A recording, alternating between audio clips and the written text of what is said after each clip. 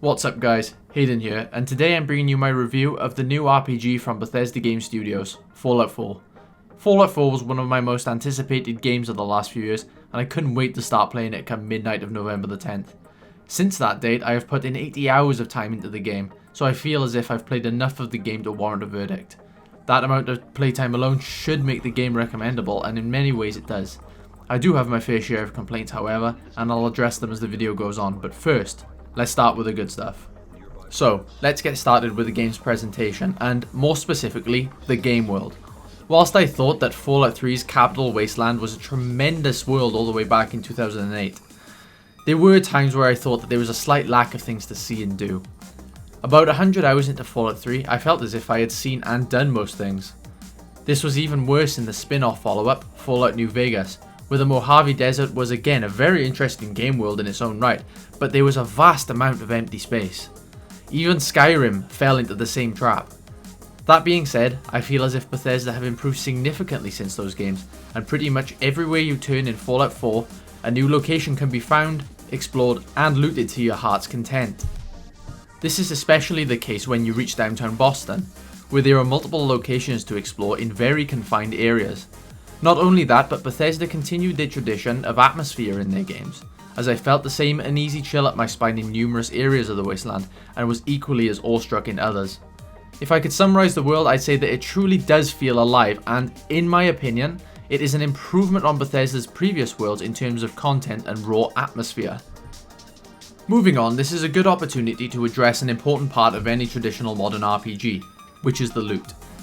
As far as I can remember in Fallout 3 and New Vegas, there was a lot of junk in the game world that you could pick up but ultimately only sell for caps. This has changed in Fallout 4 with the new scrapping system. Essentially, everything that you pick up when you're exploring the wasteland now has some degree of value to it regarding the components and materials that it contains. For example, coffee mugs contain ceramic, which can be used to create water pumps in settlements, a subject that I'll touch on in a bit. More than that however, these components received from scrapping can be used to create weapon and armor modifications, which add to their value even more. Never before have I gone through a Bethesda game, or any game for that matter, scouring every floor of every building looking for junk that I can ultimately scrap. It adds that little extra to the exploration aspect of the game, where you'll spend an extra 10 to 15 minutes in a zone making sure that you've picked up everything that you consider useful.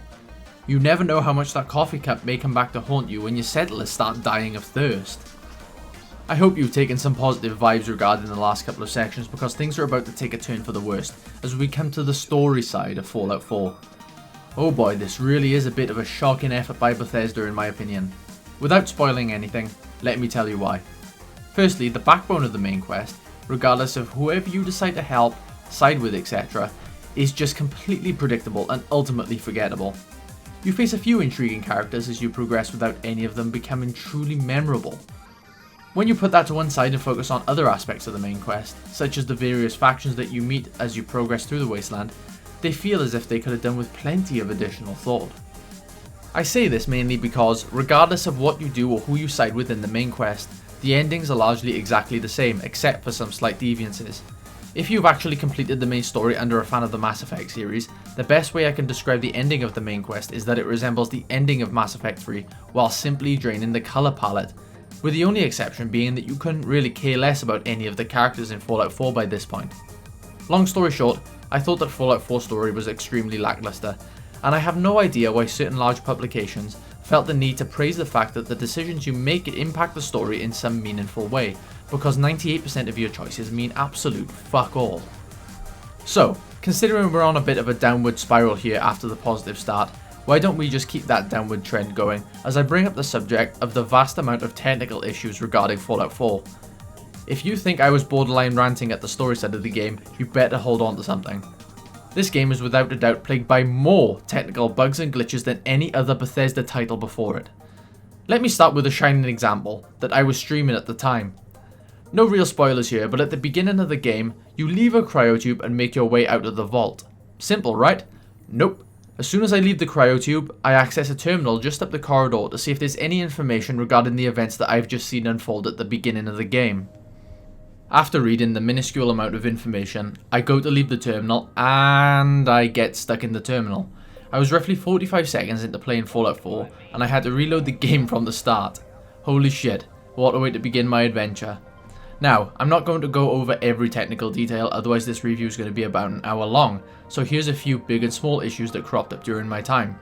I'm playing on the PC, and if you've seen my previous review of Rainbow Six Siege, you'll know that I praised the game due to them including 21:9 specific resolutions. That's not the case here though. In fact, I had to first of all alter the .ini file for about 20 minutes before I could get that to work half decently. Add to that the inability to change the FOV from in the game itself, the issues regarding mouse acceleration, and a quite obnoxious UI that's blatantly designed with consoles in mind, and you see my problem here. That's not where my issues end however, and now I'm really going to go on a rant about this game and Bethesda in particular. After extensive research, I've learned of numerous console issues that are shared with the PC, but one that is specific to the consoles is the absolutely balls performance. On consoles, this game is locked at 30 FPS at 1080p on the PS4 and 900p on the Xbox One. Firstly, I understand that consoles this generation are vastly underpowered in comparison to this time in the cycle last generation. The only thing is though, is that the game doesn't even look particularly fantastic.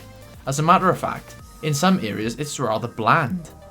Now, if the consoles did in fact run that game at the 30 FPS mark stably, then I'd say, you know what, maybe they've just hit their max and Bethesda can't really extract any more performance out of them. But that's not the case.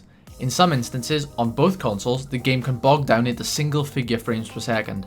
On the Xbox One version, this issue is further compounded when the frame rate can hit a silky smooth 0 frames per second. Now, I understand that that isn't really an issue with the consoles being blatantly underpowered. It's Bethesda being so unbelievably lazy that they couldn't balance the frame rate of the game to a measly 30 FPS. That, quite simply, is shocking, and as gamers in general, we should not be accepting such a broken technical mess in the first place. It's wrong, and I really think Bethesda are treading shallow water here with the community. What's even more perplexing to me is how back at E3, Todd Howard was quoted in an interview having said that Fallout 4 was basically done. If this was the case, you need to sack this shit out of your testers, because they're quite clearly earning money for old rope. Next time, pay me the wages of that specific cluster of staff, and I'll play the console versions and the PC version, and give you all the feedback that you need within a day. These issues really are that obvious and staring you in the face, I shit you not. To round off this rant, I'm going to quickly refer to the stripped features from this game, which are essentially the RPG elements from previous Bethesda titles in general, but Fallout 3 in particular. The skill system has been streamlined to the point where your traits are bundled into your special stats, and the perk system is dependent on how high those special levels are. This isn't the biggest deal in the world for me personally, but I know a lot of people have a serious issue with this, and I can see why. The traits of your character in Fallout 3 determine just how effective you were regarding, well, certain traits. By removing this, Bethesda have essentially removed an essential role-playing element of the franchise that's been in place since its inception. In return, it makes progression in Fallout 4 feel a little bit underwhelming in comparison to what it was in Fallout 3 in New Vegas. Well, with that out of the way, we just as well condemn the game to a 0.5 out of 10 now, right? Not really, as the game does have additional strong points other than the design of the game world. One of those somewhat positive points is to do with the game's graphical presentation. What I said previously still stands, the game is by no means a knockout, but neither is it an eyesore. The game looks what I'd describe as solid. There are some seriously bland textures here and there, and some even fail to load in at times, but the impressive draw distance, art design and character design all make up for the deficiencies when it comes to the graphical side of Fallout 4. There's very little more to say here and very little reason to elaborate on what I've said. It's a solid looking title that'll please longtime fans and newcomers alike. Just don't go expecting a Witcher 3 or anything. Moving on to the sound, and actually, this is a part of the game that genuinely impressed me. No, the voice acting is nothing to write home about, but it's decent. The world sounds particularly authentic, however, and this is where Fallout 4 makes up some lost ground. Wherever you may be in the wasteland, the sound effects surrounding you, accompanied by the usual superb soundtrack courtesy of Einan Zur, draws you into this believable world. In a nutshell, the sound design is excellent and is backed up by some mediocre to decent voice acting. Alright, let's move on to how this game plays. This is without question the biggest improvement that Bethesda has implemented in Fallout this time around. This is more specifically to do with the gunplay. In Fallout 3, gunplay was quite simply a disaster, so much so that VATS became an absolute necessity for any sort of reasonable accuracy. That's all changed this time around. Todd Howard mentioned that they took tips from id Software regarding the shooting mechanics of Fallout 4, and it tells the second that you leave the vault and fight your first proper enemies. Gunplay is tight, precise, and rewards accuracy. The biggest compliment that I can pay Bethesda regarding this crucial improvement is just how little I use VATS in this game, as opposed to how much I used it in Fallout 3 and even New Vegas, which also included much improved shooting mechanics. I'd say that my gunplay to VATS ratio is somewhere in the region of 60-40 now, as opposed to roughly 98-2 in Fallout 3 and about 40-60 in New Vegas. They did a good job here, though not all is perfect, mind you.